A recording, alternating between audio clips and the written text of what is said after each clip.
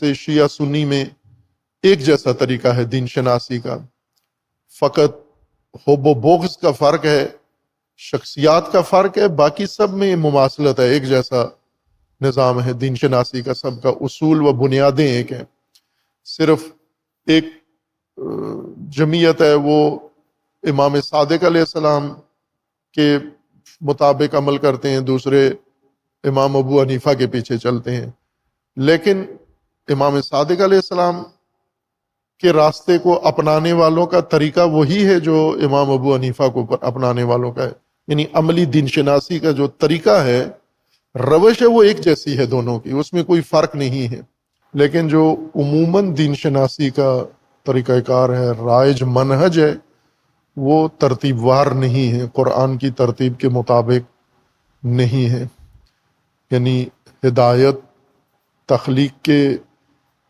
ساتھ تطابق نہیں رکھتی، اور تقوی ہدایت کے ساتھ مطابقت نہیں رکھتا، بلکہ علماء کے اپنی ذوق اور شوق کی بنیاد پر یا ان کے اپنی فہم و ترجیحات کی بنیاد پر یہ موجودہ ترتیب دین شناسی کی نصاب بنایا گیا ہے، اس میں بنیادیں نظر انداز ہوئی ہیں۔ سب سے بنیادی شعبہ جو اللہ نے تخلیق میں مقرر کیا اور پھر ہدایت میں اس کو مرکز قرار دیا اور پھر حفاظت میں بھی اس کو محور بنایا ہے، وہ اجتماعی زندگی ہے انسان کی۔ اجتماعی زندگی کا پورا نقشہ اللہ نے جیسے خلقت میں، فطرت میں مقرر فرمایا تھا، اسی ترتیب و اسی انداز سے دین اور ہدایت کے اندر بھی اس کو مقرر فرمایا، اس کی تبیین اور تشریح کی ہے، اور خصوصاً تقوی کے میدان میں بھی اسی کو ملحوظ رکھا ہے۔ اجتماعی دین، اجتماعی زندگی، اجتماعی دین اور اجتماعی تقوی۔ اجتماعی تقوی کا حکم اللہ تبارک و تعالیٰ نے انہی ہستیوں کو دیا ہے جن سے اجتماعی زندگی کا نقشہ عملی کروایا ہے، یعنی انبیاء کرام علیہم السلام، انہیں حکم ہے کہ تشکیل امت آپ کا فریضہ ہے، ذمہ داری ہے، اور پھر حفاظت اس امت کی یہ بھی انبیاء کی ذمہ داری لگائی ہے۔ اور جس ہستی سے قرآن نے ذکر کیا جہاں سے امت سازی کا عمل شروع ہوتا ہے، الہی نقشے کے مطابق اس معمار امت کا نام حضرت ابراہیم خلیل علیہ الصلاۃ والسلام ہے۔ البتہ اللہ تبارک و تعالیٰ نے حضرت ابراہیم کو اپنی مرضی اور اپنے ذوق اور شوق سے نہیں کرنے دیا کام، بلکہ وحی کے ذریعے مکمل ہدایت کی، رہنمائی کی قدم قدم پر، اور اسی ترتیب سے حضرت ابراہیم علیہ السلام نے عمل انجام دیا۔ اس لیے حضرت ابراہیم علیہ السلام کی نمایاں خصوصیات میں سے قرآن کریم نے تسلیم کو ذکر کیا ہے کہ وہ اللہ کی بارگاہ میں تسلیم تھے، مسلم تھے، اور ہمیشہ اللہ سے یہ دعا مانگتے تھے کہ میں بارگاہ خدا میں تسلیم رہوں۔ جب انسان اللہ کی بارگاہ میں تسلیم ہوتا ہے تو اللہ کی مرضی اور اللہ کا ارادہ اور اللہ کے حکم پر عمل کرتا ہے، لیکن جب تسلیم ختم ہو جاتی ہے، سرکشی آ جاتی ہے، تو انسان اپنا ارادہ، اپنی تشخیص اور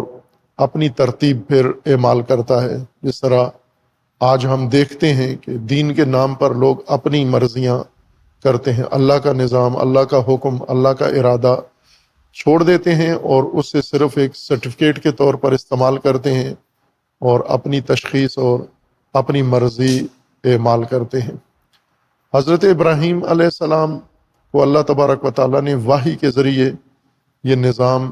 تعلیم دیا اور پھر ان سے عمل بھی کروایا، تعمیل بھی کروائی۔ حضرت ابراہیم علیہ السلام نے اللہ کے حکم پر جب مرکز بنایا، کعبہ بنایا، اور پھر اس کے بعد امت کی تشکیل کا عمل شروع ہوا اللہ کے حکم کے مطابق۔ وَإِذْ يَرْفَعُ إِبْرَاهِيمُ الْقَوَاعِدَ مِنَ الْبَيْتِ وَإِسْمَاعِيلُ رَبَّنَا تَقَبَّلْ مِنَّا إِنَّكَ أَنْتَ السَّمِيعُ الْعَلِيمُ رَبَّنَا وَاجْعَلْنَا مُسْلِمَيْنِ لَكَ وَمِنْ ذُرِّيَّتِنَا أُمَّةً مُسْلِمَةً لَكَ وَأَرِنَا مَنَاسِكَنَا وَتُبْ عَلَيْنَا إِنَّكَ أَنْتَ التَّوَّابُ الرَّحِيمُ۔ اور اس کے بعد سورہ بقرہ کی آیا 129 میں مزید حضرت ابراہیم نے اس ضرورت کو اللہ تبارک و تعالیٰ کی بارگاہ میں پیش کیا اور دعا کی صورت میں اللہ تبارک و تعالیٰ سے امت سازی کی ضروریات طلب کی ہیں۔ ربنا وابعث فیہم رسولا منہم یتلو علیہم آیاتک ویعلمہم الکتاب والحکمہ ویزکیہم انک انت العزیز الحکیم۔ یہ بھی بنیادی دعا ہے۔ حضرت ابراہیم نے فرعی ثانوی موضوعات نہیں چھیڑے اللہ تبارک و تعالیٰ کی بارگاہ میں، بلکہ بنیادیں جو اللہ نے بھی بنیادی تعلیم دی اور حضرت ابراہیم نے بھی بنیادی امور کو اللہ تبارک و تعالیٰ کی بارگاہ میں پیش کیا۔ ان میں سے ایک بعثت ہے، بعثت رسول و بعثت رسول۔ دوسرے لفظوں میں جو اللہ نے حضرت ابراہیم کے ہاتھوں سے نظام امامت و امت ترتیب دلوایا اور قائم کیا، اس کا تسلسل حضرت ابراہیم علیہ الصلاۃ والسلام اللہ تبارک و تعالیٰ سے طلب کر رہے ہیں کہ یوں نہیں ہو کہ صرف حضرت ابراہیم کی حد تک ایک شخصیت کی بنیاد پر نظام بنے اور یہ شخصیت جب چلی جائے دنیا سے تو پھر پہلے والی حالت آ جائے، یعنی پھر طاغوت آ جائیں، نمرود آ جائیں، فرعون آ جائیں اور زمین الہی نظام سے خالی ہو جائے۔ شخصیت کو کہیں بھی قرآن نے، اللہ نے محور نہیں قرار دیا۔ قرآنی تعلیم، قرآنی نظام کے مطابق کسی جگہ بھی شخصیت محور نہیں ہے۔ خود ابراہیم کو محور نہیں بنایا، حضرت ابراہیم کو معمار بنایا، معلم بنایا، مبلغ، رسول و امام بنایا الہی نظام کے لیے، نہ کہ خود نظام کی جگہ خود بیٹھ جائیں۔ اور اس کے لیے علیحدہ سے قرآن کریم میں اللہ تبارک و تعالیٰ نے ایک واضح نص بھی بیان کر دی ہے کہ ما کان لبشر ان یؤتیہ اللہ الکتاب والنبوہ۔ آیہ کریمہ اس مضمون کی ہے کہ اللہ تبارک و تعالیٰ نے کسی بھی بشر کو یہ حق نہیں پہنچتا کہ اللہ اگر اس کو کتاب دے، نبوت دے، حکومت دے اور پھر وہ لوگوں کو کہے کونو عبادا لی من دون اللہ، خود مرکز بن بیٹھے اور لوگوں کو کہے کہ اللہ کو چھوڑو، میرے گرد جمع ہو جاؤ، میری محوریت میں آ جاؤ، جیسے عموماً پیر اور روحانی شخصیات اور علماء عموماً کرتے ہیں۔ آج خصوصاً آج کی دینداری ساری شخصیت پرستی کے محور میں ہے، شخصیات کے محور میں ہے، نظام محور نہیں ہے۔ یعنی قرآن سے جو انحراف ہوا، دوری اختیار کی گئی، قرآن نے نظام محور دین پہ پیش کیا ہے اور دین شناسی میں شخصیت محور دین بن گیا ہے۔ نظام چلا گیا پیچھے اور شخصیت سامنے آ گئی۔ حضرت ابراہیم یا اولاد ابراہیم میں سے جن شخصیات کو اللہ تبارک و تعالیٰ نے انسان کی ہدایت کے لیے معمور فرمایا ہے، انہیں ساتھ یہ توجہ دی ہے کہ آپ کو یہ حق نہیں بنتا کہ آپ اللہ الہی وسائل، الہی اسباب، کتب، نبوت، منصب، رسالت، امامت، اس کو استعمال کر کے لوگوں کو اپنے گرد جمع کر لیں اور لوگوں سے کہیں کہ کونو عبادا لی من دون اللہ، بلکہ آپ نے لوگوں کو کیا کرنا ہے؟ کونو ربانیین، لوگوں کو ربانی بنانا ہے، رب کی طرف متوجہ کرنا ہے، الہی نظام کی طرف متوجہ کرنا ہے۔ لیکن یہ عمل صدیوں سے اتنا راسخ ہو چکا ہے کہ اب شخصیات سے توجہ ہٹ کے نظام کی طرف لے کے جانا یہ جوئے شیر لانا ہے کہ شخصیات کے بجائے نظام کو مرکز قرار دیں، جس طرح قرآن قرار دیتا ہے۔ اس کے مقابلے میں بہت شدت پیدا ہو گئی ہے کہ شخصیات ہی کے ذریعے سارا دین کا کام انجام پانا ہے، شخصیت محور ہے۔ لیکن اللہ تبارک و تعالیٰ نے دین کا نظام کو محور قرار دیا، الہی نظام کو، اور شخصیات کو اس کا معمار، معلم، مبلغ بنایا، محافظ بنایا ہے، محور نہیں بنایا، محور نظام کو قرار دیا ہے، الہی و ربوبی نظام۔ اس نظام کے تسلسل کے لیے کہ یہ نظام آگے چلے بھی، اگر شخصیت کی محور میں ہوتا تو حضرت ابراہیم کے سے شروع ہوتا، حضرت ابراہیم پر ختم ہو جاتا۔ چونکہ شخصیات کے محور میں جو چیز بنتی ہے وہ شخصیات سے شروع ہوتی ہے، شخصیات پہ ختم ہو جاتی ہے۔ شخصیات کے بعد دوسری شخصیت نئے سرے سے آ کر پھر ایک نیا شخصی نظام بناتی ہے، شخصیت محور، اور اس کے زمانے تک وہ نظام چلتا ہے اور پھر اس کے بعد ختم ہو جاتا ہے۔ لیکن الہی نظام الہی اصولوں کے ترتیب کے مطابق بنے، پھر شخصیات کے آنے سے، جانے سے، تبدیلی سے الہی نظام پر کوئی اثر نہیں پڑتا، نظام اپنے تسلسل کے ساتھ چلتا ہے۔ یہ الہی ترتیب ہے، قرآنی ترتیب ہے۔ حضرت ابراہیم نے اللہ تبارک و تعالیٰ سے تسلسل کی بھی دعا مانگی کہ یوں نہ ہو کہ یہ حضرت ابراہیم کی محنت سے امامت و امت کا نظام قائم ہو، امت بن جائے، امام بھی بن جائے، کعبہ بھی بن جائے، مرکز بھی بن جائے، انسانیت امام کے پیچھے آ جائے، امت بن جائے، کعبہ میں آ کر ان کی ریہرسل ہو جائے، ٹریننگ ہو جائے، مشق ہو جائے اور پھر ختم ہو جائے۔ لہٰذا حضرت ابراہیم نے اللہ تبارک و تعالیٰ سے یہ دعا طلب کی، ربنا وابعث فیہم رسولا منہم، ایک رسول بھی اس امت مسلمہ میں، میری ذریت سے امت مسلمہ ہو، اور اس امت کی ہدایت کے لیے رسول بھی مبعوث ہو، اور وہ رسول یتلو، ان کے اوپر تلاوت تیری آیات تلاوت کرے، یتلو علیہم آیاتک ویعلمہم الکتاب والحکمہ، تعلیم دے انہیں کتاب و حکمت کی، ویزکیہم، اور ان کا تزکیہ کرے، انک انت العزیز الحکیم، کہ تو عزیز ہے و حکیم ہے، اور عزیز و حکیم جو نظام بنائے گا اس میں تسلسل اس نظام کا بنیادی حصہ ہے، شرط ہے۔ صرف ایک دفعہ کھڑے کر دینا نظام کافی نہیں ہے، اس کو قائم کرنے سے جتنی قائم کرنے کی اہمیت ہے اتنی ہی اس کو جاری رکھنے اور اس کو تسلسل دینے کی بھی اہمیت ہے، ورنہ مقصد بنیادی طور پر نظام کی اقامت و قیام کا مقصد فوت ہو جاتا ہے۔ چونکہ فہم دین میں، شناخت دین میں جو رائج طریقہ فہم ہے، جو مراکز میں، علمی مراکز کے اندر ہے، اور تمام اسلامی مسالک جو دین شناسی کا اہتمام کرتے ہیں ان کے ہاں یکساں طریقہ ہے۔ جیسے شیعہ سنی میں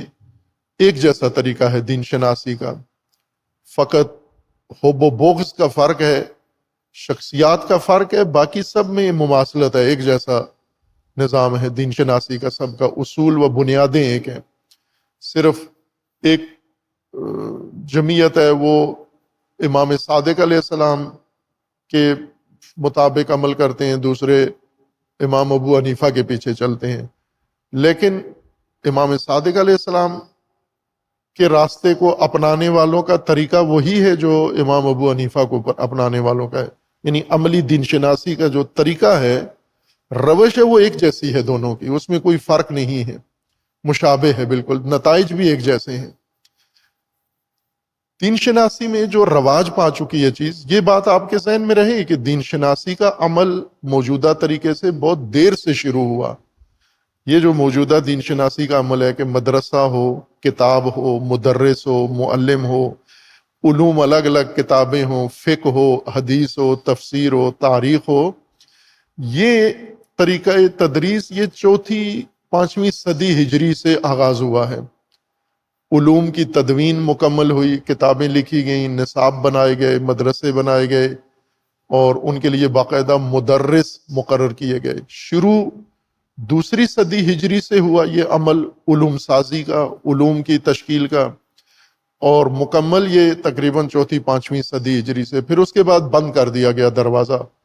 کہ اب کسی نے مزید دین شناسی نہیں کرنی، جو ہو چکی ہے ہو گئی ہے، بس اسی کو آپ نے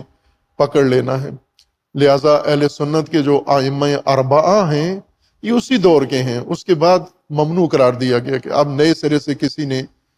قرآن نہیں سمجھنا یا سنت کو نہیں سمجھنا یا نئی دین شناسی نہیں کرنی، جو ہو چکی ہے اسی کو آپ نے اختیار کرنا ہے۔ شیعہ کے ہاں اگرچہ یہ پابندی نہیں لگی، دین شناسی کا دروازہ ہمیشہ کھلا ہے کہ آپ کو دین کو سمجھنا ہے اور لازم ہے دین سمجھنا، لیکن پابندی ہی کی طرح ہو گیا نتیجہ۔ آزادی کا نتیجہ بھی پابندی جیسا ہی ہوا. کیوں کہ انہوں نے خود پر پابندی لگا دی کہ ہم نے بھی جو سابقہ اور اسلاف نے سمجھا ہے ہم بھی اسی پر قائم رہیں گے، جو شیخ طوسی نے کہہ دیا بس وہی ہے. اور ایک مدت تک لوگ شیخ طوسی سے ہٹ کر سوچنے کو گناہ سمجھتے تھے، فقہا بدنام ہو جاتے تھے جو شیخ طوسی کے علاوہ فتویٰ دیتا تھا. بالآخر انہی کے سلسلے سے ایک جرأت مند فقی پیدا ہوئے ابن ادریس رحمۃ اللہ علیہ، جنہوں نے آ کر یہ توڑا تشیع کو، اس اندھی تقلید سے نکالا کہ یہ کیا آپ نے پابندی لگا رکھی ہے کہ جو بھی شیخ طوسی سے ہٹ کے کوئی بات کرے یا سمجھے تو آپ اس کے پیچھے ٹین باندھ دیتے ہو کہ یہ تشیع سے نکل گیا، یہ فلاں ہو گیا. شیخ طوسی ایک فقی ہیں، ہر زمانے کے فقی کو اپنے دور کے مطابق دین کی شناخت کی ضرورت ہے. اور اس کے بعد پھر کچھ لوگوں نے ہمت کی اور شیخ طوسی سے ہٹ کر بھی دین سمجھنا شروع کیا. لیکن یہ آزادی جو ابن ادریس نے قائم کی یہ زیادہ عرصہ نہیں چلی اور پھر وہی حالت قائم ہو گئی. اور آج تو پکے راسخ ہیں کہ جو علماء نے، سابقہ فقہا نے کوئی نتیجہ دین شناسی کا لیا ہے اسی کو آپ نے تکرار کرنا ہے. اور آیت سے بے شک آپ نئی بات سمجھ سکتے ہو لیکن سمجھنی نہیں ہے آپ نے، چونکہ اس صورت میں آپ نکل جاؤ گے، دین سے باہر چلے جاؤ گے. یہ اختیاری پابندی ہے. اہل سنت کو اجباری پابندی تھی حکومتوں کی طرف سے کہ کوئی فقی نیا پیدا ہوتا جو ان ائمہ اربعہ کے علاوہ اجتہاد کرتا تو اس کو بہت سخت سزا ملتی اور وہ باز آ جاتا، توبہ کر لیتا، بلکہ وہ درس و تدریس ہی چھوڑ دیتا اور بکریاں چرانا شروع کر دیتا. اور ایسے واقعات ہیں تاریخ کے اندر کہ علماء فقہاء اہل سنت پر کتنا تشدد کیا گیا جنہوں نے مستقل دین شناسی شروع کی.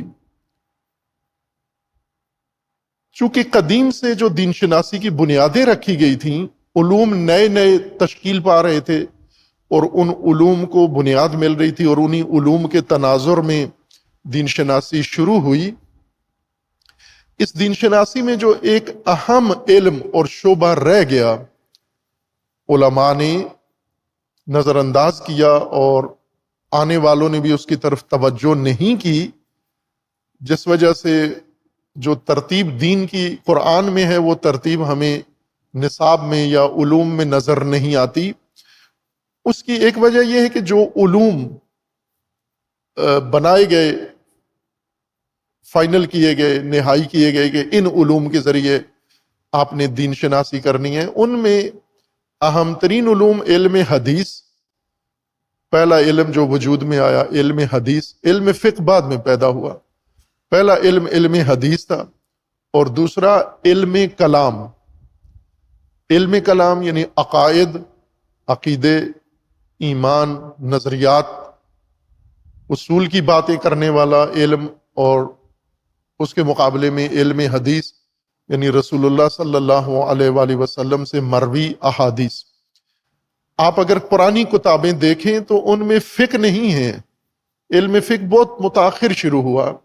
علم حدیث اور علم کلام دونوں پہلے ابتدائی علوم جو پیدا ہوئے علم حدیث اور علم کلام تھا. ایک کتاب ہے جو اہل سنت میں، یہ جتنی حدیث کی کتابیں ہیں یہ ساری فقہ کا متبادل ہیں. یعنی ابھی فقہا پیدا نہیں ہوئے تھے، محدثین پہلے پیدا ہو گئے. محدثین نے یہ کتابیں پہلے تدوین کر دیں، پھر ان حدیثوں سے علم فقہا نے علم فقہ نکالنا شروع کیا. تو پہلے لوگوں کے پاس صرف حدیثیں ہی ہوتی تھیں. اور شیعہ کے ہاں بھی علامہ صدوق رحمت اللہ علیہ، شیخ صدوق جو بہت بڑا ستون ہے تشیع کا علماء میں سے اور بڑی اہمیت ہے ان کی. ہم نے یہ وعدہ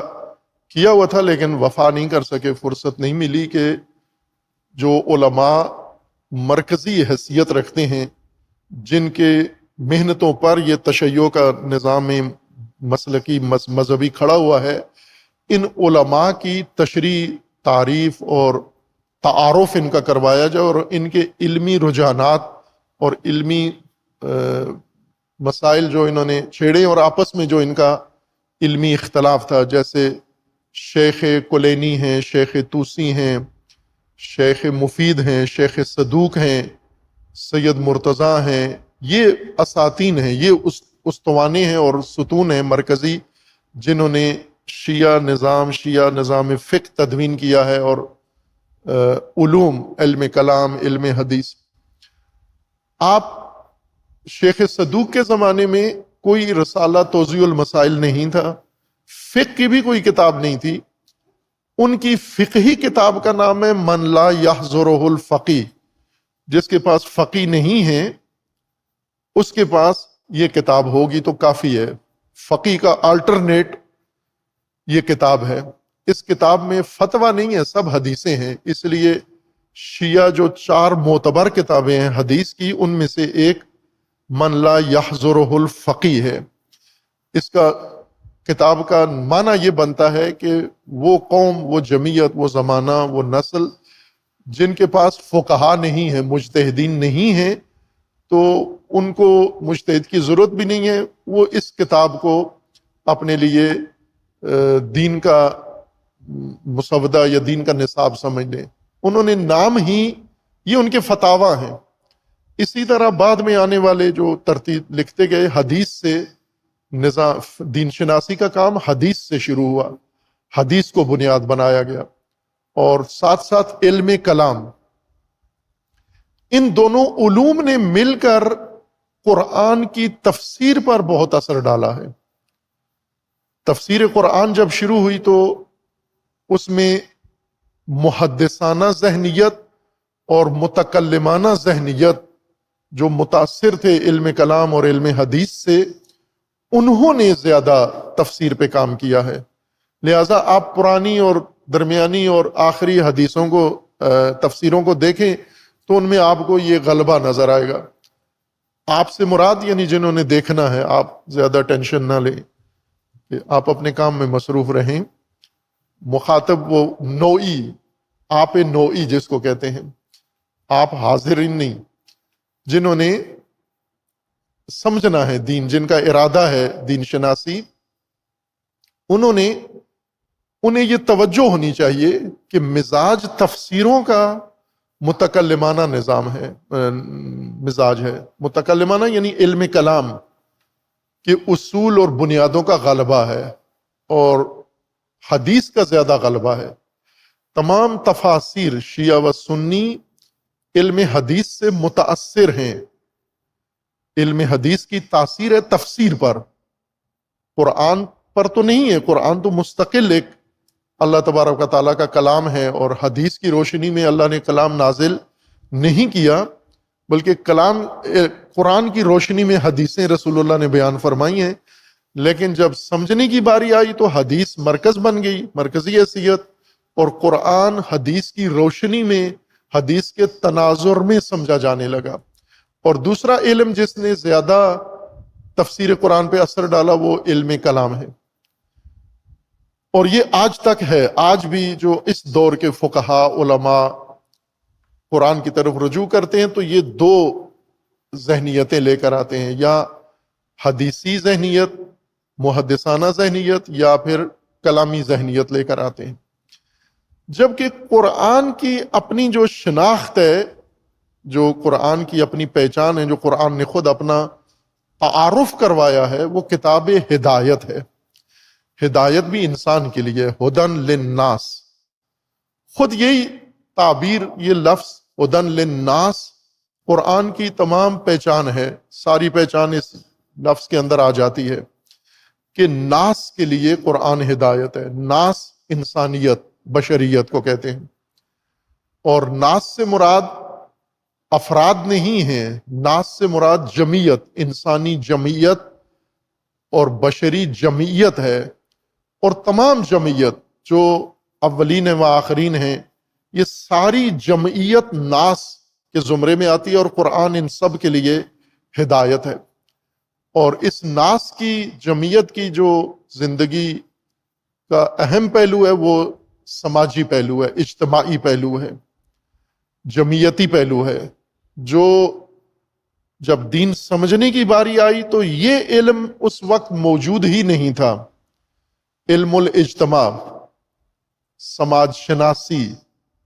اور معاشرہ شناسی یا سوشیالوجی نام کا علم اس وقت نہیں تھا، دو علم کی حکومت تھی، علم کلام اور علم حدیث کی،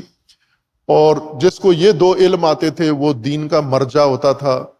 اسی کی طرف لوگ رجوع کرتے تھے، اسی کو سند اور اتھارٹی سمجھتے تھے۔ باقی علوم بے شک جانتا ہو، لیکن لوگوں نے دین پوچھنا ہے انہی دو سے، محدث سے اور متکلم سے، رہنمائی یہ لیتے تھے۔ پھر تیسرا علم تدریجاً پیدا ہوا، علم فقہ، اور علم فقہ بھی در حقیقت امتزاج تھا یا نتیجہ تھا حدیث کا ہی۔ علم فقہ اور حدیث کو آپ دیکھیں تو بالکل مساوی ہیں، ملتے جلتے ہیں، ہر فتویٰ کے پیچھے حدیث اور ہر حدیث کے آگے ایک فتویٰ موجود ہے۔ تو لہذا علم فقہ نے بھی کوئی نئی چیز نہیں دریافت کی، جو حدیث میں تھا وہی